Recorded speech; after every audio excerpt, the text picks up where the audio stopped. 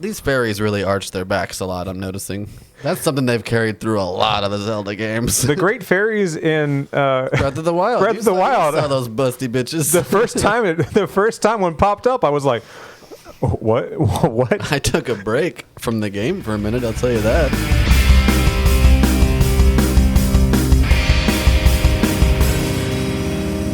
All right, so I skipped ahead a little bit because, of course I did. Welcome back to Watson James Don't Play. My name is James. I'm still Watson. We're playing Legend of Zelda Majora's Mask. We took a week off. We played some Math Blaster. Oh, yeah, that's right. I was like, no, we recorded last week. We took a week off from Majora's Mask. Took a week off from Majora's Mask. And the last horse crosses the finish line. James is up to speed now. To play a game that we mentioned for like a second. Well, it's stuck. And I found it on Steam. It was $4.99. And Just go watch that episode. Yeah. It's fun. We have a lot of fun. Yeah, so I bought it, and it was great. Anyway, so I skipped ahead a little bit. I got straight to the boss in the Woodfall Temple because I was like, all right, we gotta move, baby. We gotta get this show on the road. So whoa, this guy's cool. That was a hell of an intro. This first boss, I was like, hang on, this is just a dude, and a big dude. It's just a badass. Like, look at him. Not a mythical creature per se. It's just a big badass dude you gotta fight. My nipples look like milk duds. Look at him. Can't not see them. That's all I'm looking at now. Right? When I was a kid, that was always a big deal to me because I was like, wow, they gave this character nipples. Yeah. And usually it was like a male character, obviously. But like a fictional cartoon character, I'm like, oh, they gave him nipples. That's weird. Can we talk about when they gave Batman nipples? We can, yeah. We're going to talk about it like... When they ruined Batman? When did they give Batman nipples? I don't remember. That was Batman Forever with Clooney. Yeah, but he had nipples in Batman... Batman Forever was Val Kilmer. And Batman and Robin... Batman and Robin. Batman and Robin was George Clooney. But still Chris O'Donnell? Yeah. Okay, that's why I get him. He was like, yeah, I need work. I'll do it again. Why not? Yeah. Of course I will. Clooney always apologizes as being the guy who broke Batman there in the 90s. He should. It was awful. But it wasn't his fault, though. It's not Clooney's fault. If you watch that performance, he's not doing a terrible job. It's just a terrible movie. Well, his apology's tongue-in-cheek because he knows that it's not my fault. Because he knows that his stint on Roseanne was worse. When I go back to watch old Roseanne episodes, I'm like, oh, yeah, you were here. You were Roseanne's boss for a minute. You were absolutely here for like a whole, 2 seasons, too. He was a character. He wasn't just, when Quentin Tarantino shows up on Golden Girls, you barely see him. But Clooney was actually in Roseanne. Right. I had like a lot of speaking parts and some pretty good lines, too. What did he do? He helped stand up to the shop owner or something? Yeah, something like that. That factory. He was like the supervisor who was like the go-between. But he was a cool guy, you know? He was a cool guy. He had that mullet. Am I George Clooney at work? No. Okay. No. I'm not nearly cool enough. If anybody, you're Dwight from The Office. Oh, that's it. Sorry, buddy. Damn. If it helps, I'm Kevin. What's your job here? I'm a chemical consolidation lead. What's that mean? It means go fuck yourself. I do the chemicals. Just vague enough to work. What were we talking about? Nipples, right? And Always. Batman's nipples. Always. Various nipples. Always. Various iterate. Now I want to look up like all the various Batman nipple iterations over the years because I know that someone has compiled it. Someone's put together that list. It exists that's the point, somewhere. though, isn't it? That people were so upset because that was the first time they put him on the suit. Yeah.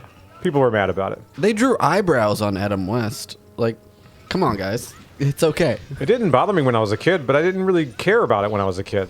Yeah, no one had told you to be upset about it, so you just weren't. Imagine that.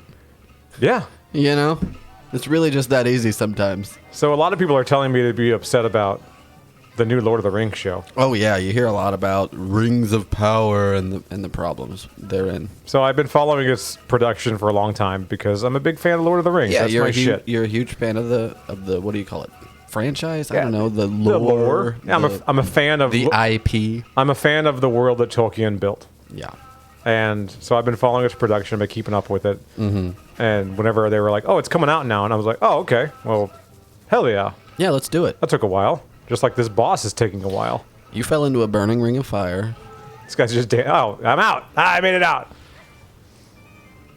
And show comes out. They released the first 2 episodes. Mm-hmm. Reviews are less than stellar. No, I have not seen any of this show. All right, so there are people out there that just have still not seen it that might see it. So this is your... I might see it, but we're going to go ahead and put a spoiler alert in effect. Yeah, if you don't want to hear about... How many have they released so far? 6 episodes. So for at least the first 6 episodes. And there's probably going to be 10 episodes, Sure. I would say. 8 or something 10, like something like that. In the first season. Hopefully they get a second season. And I hope they get a second season because, again, I'm a huge fan of Tolkien's world, regardless of what some other creative does with it. Yeah, I don't care about what everybody else wants to do with it. I want to know from you, as someone that I both respect and also know is knowledgeable on the subject, do you think the show has promise? Oh, yeah, absolutely. I think that if they stick it out and Amazon keeps pissing money away making it... That they could go somewhere. Yeah, I think so. All right. So, I mean, look, it used to be that you could say to somebody, yeah, go watch a show, skip the first season. Oh. You know what I mean? Skip the first season of The Office. It's just a retread of the British version, and frankly, it's not that good. I say that about True Detective on HBO, except it's watch only the first season. Watch only the first... That show they only made 1 season of? Yeah. Yeah, and it was fine, and it was great, and everyone loved it. How long does this guy... My sword must be garbage. Yeah, you don't have a great sword right now. I only have 3 hearts, But you know what I mean? People bitch and complain and go, oh, is this going to be good immediately? If not, I don't want to waste my time on it. Or how long does it take to get good? That kind of thing becomes the debate now, especially when they're dropping a whole season at once, right? Or stuff like that. People want to know that there's at least a resolution on it, or how long does it take to get its feet? Where something like the Venture Brothers, that takes a couple of seasons at least for it to really fully become what you think of as the show. So they finished up. I watched episode 6 of season 1 of Rings of Power, and my immediate reaction, I think I ran upstairs to tell my wife, something happened. Something finally happened. Holy shit. I was going to say, something actually happened. Something actually happened, because so far my opinion of the show isn't great. I don't think it's very good. I know there were some mutterings where you were like, I'm powering through, but they better do something. They better get with the program and, something better happen. Because, all right, so we're going to go into some Lord of the Rings lore. A little bit of the lore. The show takes place in the Second Age. Which is how long before the movies that we're all familiar with? Several thousand years. Okay. Before that, right? I'm with you. Elrond is a wee baby, a wee college freshman at this point, right? Hubbard? Elrond. Not the leader of Scientology, but a big deal in the world of the elves. Sure. Dianetics was huge. In Middle Earth. Really knocked it out of the park with that one, too. Yeah.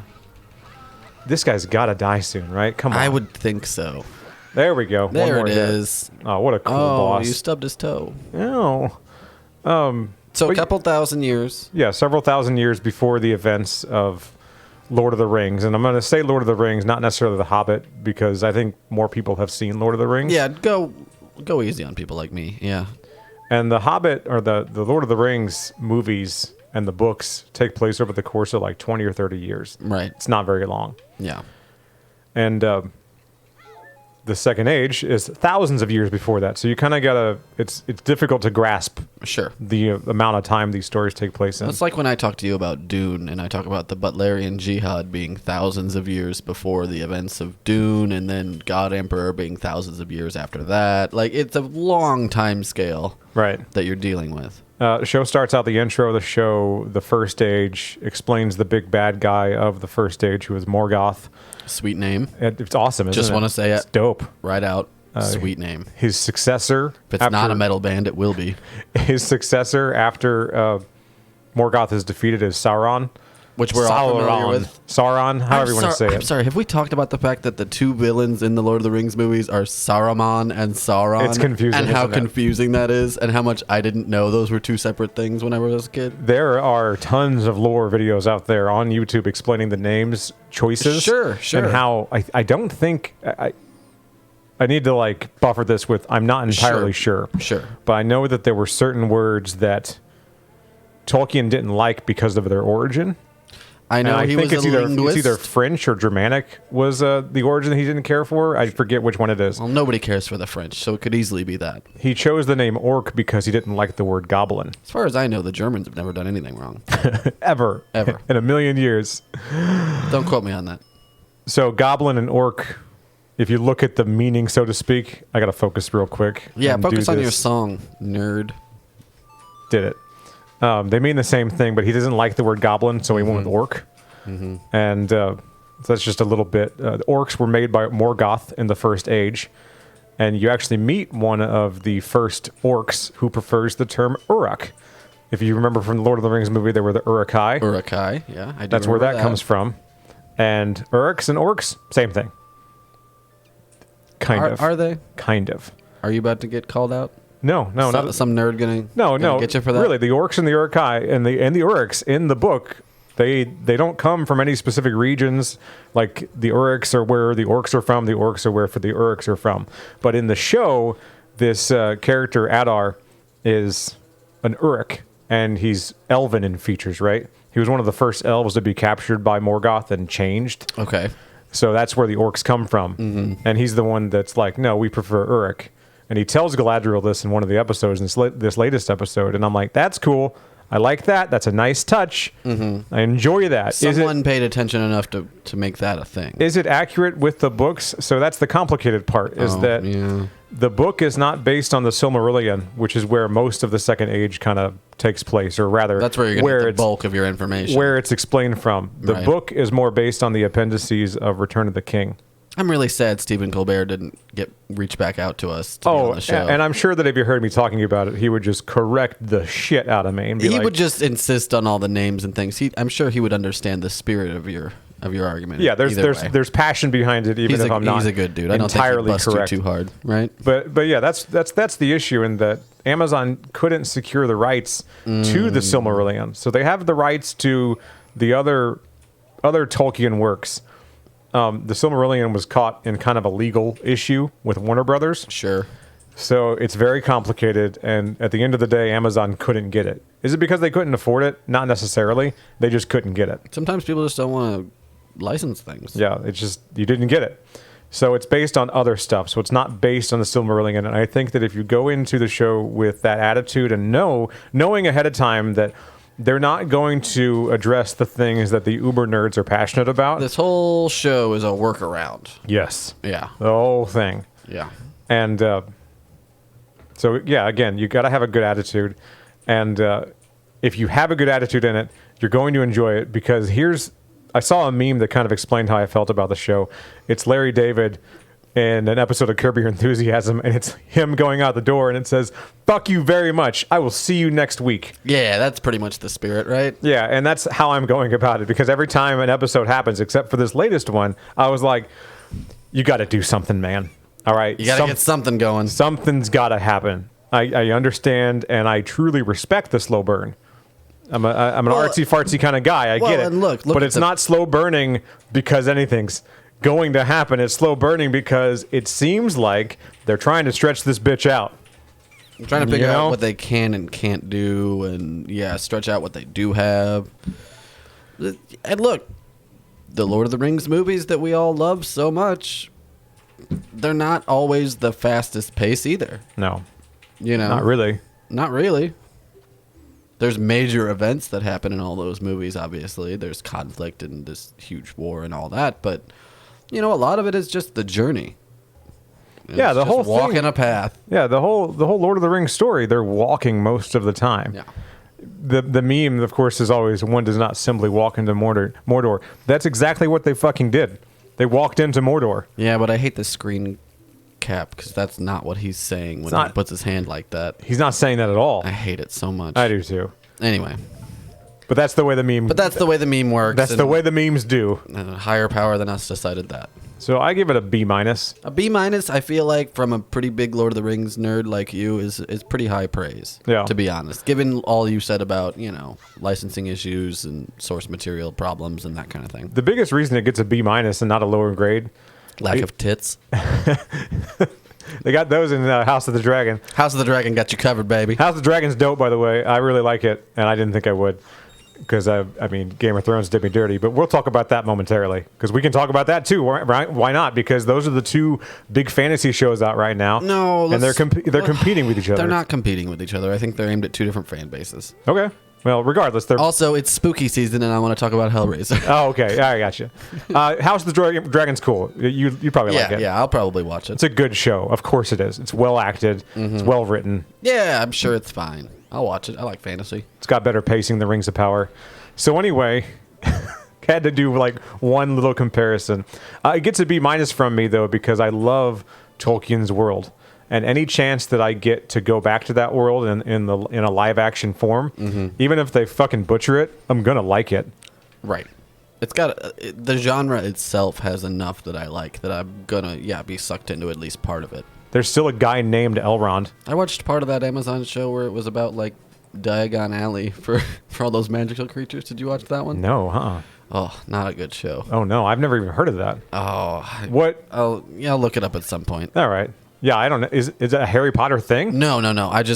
That's the easiest thing to compare. Oh, to okay. what it is. It's like this weird Victorian street where magic shit happens. I think I know what you're talking about. And there's like fairies and stuff. Kind of. We don't remember the name though, so it couldn't be that good. Exactly. I'm saying it wasn't good. I'm saying that like I watched it because it was fantasy. Yeah. And I'll watch a lot of stuff that I don't really like, but I'll watch because it's fantasy. Like the 90s Dungeons and Dragons movie. Do you remember that when that came out? Carnival Row. Okay, I've heard of that show. It had good people in it. It had famous people in it and whatnot. And one season and it's gone. Jeremy Irons plays the wizard, the evil wizard in Dungeons and Dragons. Your boy Legolas is the main character. What? Orlando Bloom is the main character he's not. in Carnival Row. Oh, in Carnival Row. I thought you were talking about D&D No one's from the talking 90s. about D&D from the 90s. I'm talking about it. Yeah, because you lived there. Man, Jeremy Irons was hot. Mid, like 95 Jeremy Irons. I'm peak. sorry, did you say was? Oh, okay. Pardon me. I'll correct The man is aging like a fine wine. I take it back. Put some respect on it. Listen, Alfred fucks. Boy, these fairies really arch their backs a lot, I'm noticing. That's something they've carried through a lot of the Zelda games. The great fairies in Breath of the Wild. Breath of the Wild. You saw those busty bitches. The first time when it popped up, I was like, what? I took a break from the game for a minute, I'll tell you that. You're like, I gotta go take care of this real take quick. care of something. My horse is in the bathroom. I gotta deal with that. Didn't expect to get slapped in the face with them sloppers. Anyway. We're taking a shower or what? We're gonna have to now. Gonna need one. Thick. So like I said, it is spooky season. So if you don't want to necessarily dive into the high fantasy Lord of the Rings stuff or the gratuitous nudity fantasy that HBO has to offer, Hulu is coming out with a new Hellraiser movie. Hulu's been doing very well in the movie department. You know what? I'm pleasantly surprised with Hulu because I feel like I've watched them go from someone who did not care about any of the movies that they put out and was like, "Oh, that's cute. They're trying to do movies." To now, I actually genuinely kind of get excited when they do movies. Yeah, whenever a movie comes out on Hulu, I'm like, all right, so Prey was good. Did you see Palm Springs? No, huh? What's that? It's a time loop comedy. Okay. It's got J.K. Simmons, Andy Samberg. Oh, hell yeah. Yeah, it's real good actually. It's stacked, if you will. It is so stacked. Hell yeah. Much like a great fairy in Breath of the Wild, it is stacked. If you're wondering what's happening right now, we're talking about Hellraiser. We're talking a little bit about Hellraiser, and we're also playing a video game apparently, and a lot about fairies. But that's just how this show goes. Who plays Hellraiser in the new one? Pinhead, rather. Her name's not Hellraiser. Thank you. But Pinhead. I appreciate the clarity. Sorry. But I do not know. Go play your Nintendo, Jimmy. I do not know much about the actress playing Hellraiser. I don't know really much about the cast at all. I don't know anything about the show whatsoever. I just know that maybe a year or two ago, some incel nerds were like, they made Pinhead a girl. And I said, they made a Cenobite a girl? He's beyond pain and pleasure. You think he's not beyond gender? Whenever I heard that, I was like... Get the fuck over yourselves. Whenever I heard that, I was like, you realize how hot that is, right? That Pinhead's a lady now? These are the same people who were masturbating furiously to the original female Cenobite. You know what I mean? Like, stop. Just stop. And you know what? Doug Bradley doesn't want to do it anymore. Right. He's like, Let him rest, for God's sakes. I can't keep doing this. He's great. He was in some of the terrible sequels. Like, he put his dues into the Hellraiser series. Remember Remember that scene in the church where he like splays his arms out and turns his head sideways, and he says, "Does he say I am the way or Jesus wept?" It was one of those. It was one of those lines. I know that. He says Jesus wept at the end of the first movie. The third one, when he's in the church and he does the whole sacrament. Yeah. And the stigmata wounds and whatnot. Yeah. That one he says the other thing. I am the way, or whatever. Something like something that. like that. Yeah. It was fucking awesome. Yeah. You know that Jesus wept was an ad lib Oh, he was like, this feels good. in the first movie. He wasn't supposed to say anything there. Oh, really? And he's like, you know what? We're gonna say something. We're gonna put a little button on this. Yeah. And it's gonna become an immortal line. It stuck too. You know? How did they do his voice in the original? Did they was that his voice talking? Because I know it was modulated and changed a little bit. Yeah, there's a certain amount of effect on it, but yeah, I mean That was his voice though? Have you heard him in interviews? Not really. It's a pretty baritone voice. Yeah. It's cool because you look at him without all the makeup on, which you see in the beginning of Hellraiser 2. Right. And you hear him, you see what he looks like, and you're like, you're just a dude. You look like you look like an elementary school principal. He does. He's got teacher vibes. He's got science teacher vibes. Do you remember the principal from a Goofy movie? Yeah. He looks like him. Oh, absolutely. Can we get that up on the big screen? Oh yeah, we can do that. Pinhead next to Principal from Goofy movie next to Pinhead. Make it so number 2. Can do. But anyway, yeah. What I'm hearing is that this is a good Hellraiser that they could do more with, that updates the story but still keeps the stuff you love about Hellraiser, that expands on some of the lore in a fun way. I'm hearing good things. It's from not just Twitter in general, but people I trust who've seen it already. So I have high hopes for it. I know it's good. I know you and another friend of mine are both huge Hellraiser fans. It's hard. It is tough to be a fan of that franchise. It is, because there's some what do we say, some less than awesome entries. So there's one less than awesome entry that pops out the most to me, and it was one where what was his name again? Douglas Bradley doesn't play Pinhead. Well, one of the new ones. Yeah, they've tried a couple of times in the last few years to get it going again. They got this cat with the squarest jaw that I have ever seen. I hated that version, by the way. I just hated that whole look. That whole look, though, the entire movie was stupid. It was just a bad movie. It's just a bad movie, yeah. And those are moments where I'm like, this is when it's tough to be a horror fan. It's always tough to be a horror fan because every great franchise kind of goes through some ups and downs. There's some peaks and valleys, and even the best of them. Twists and turns? So a few twists and turns along the way, maybe characters grow a little bit. They don't grow, no. They get mowed down, ideally. They get weird fucking costumes, weird design choices. But some of the Cenobites over the years have been really cool designs, at least for me. There's been really great designs and really great little kind of gems, even in the bad movies. My favorite one, this is from a bad movie. Mm-hmm. At least I think it was a bad movie. Sure. Probably was. It was the CD Cenobite. That's the third one. Is it? Hell on Earth? Yeah. That's actually one of the more solid entries. Well, so I guess... Of the first 3, it's obviously the worst. That's what I'm saying. Out of the first 3, it's the weakest. We've had our talk about the first 2 and why we love them so much. I like that we're talking about the third because I've actually just watched the third pretty recently. Oh, really? So I'm remembering it fairly clearly. Yeah, it's not the best, but it's kind of one of those things where the series almost goes from the top to the bottom in order they're released as far as quality. Gotcha. You know what I mean? You can go 1, 2, 3. You could switch around with maybe one of the later ones, but honestly, 3's still pretty far up there in the series for me. Okay. 1 because it has the main girl come back, so it's still pretty firmly tethered. Yeah, it feels like it still takes place in the same universe. Right. Which I guess they do, right?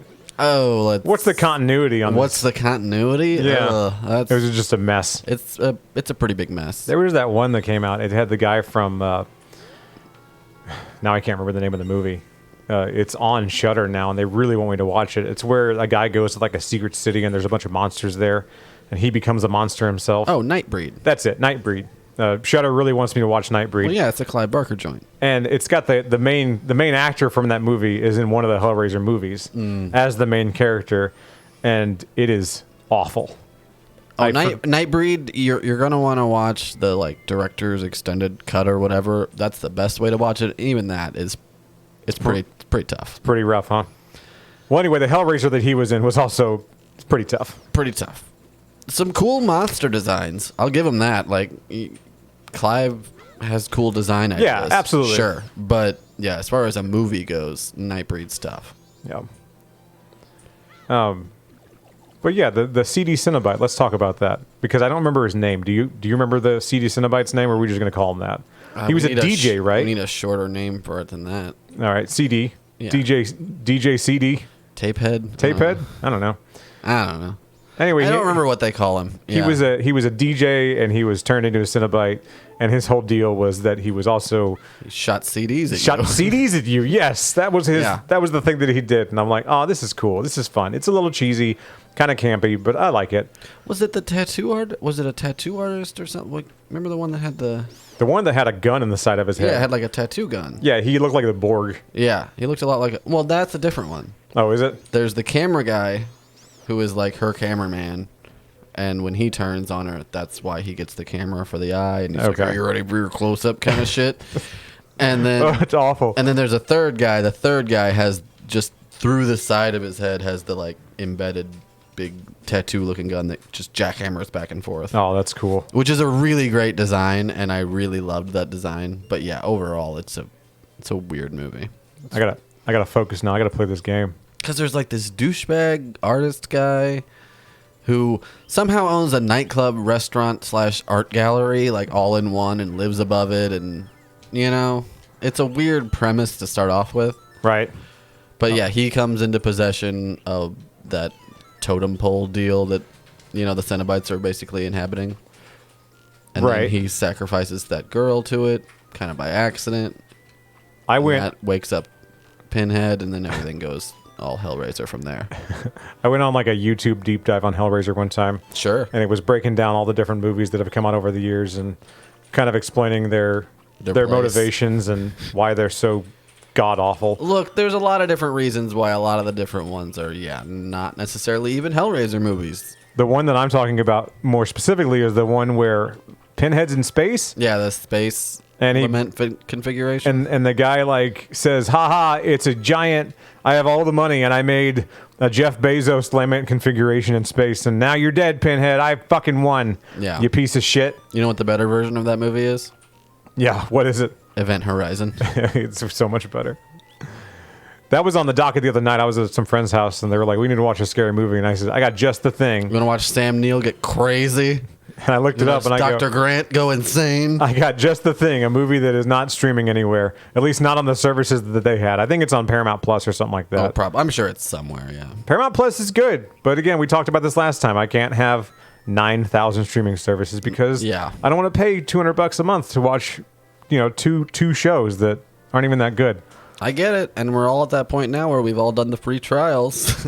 So if we want to do anything else, if they come out with another good show, like when Rings of Power came out, I was just like, y'all are lucky. I'm not playing this game again. This sucks. You order stuff from Amazon though, isn't it kind of worth it for you to have Prime for other reasons? I use Prime twice a week, and it's for the dog's supplements.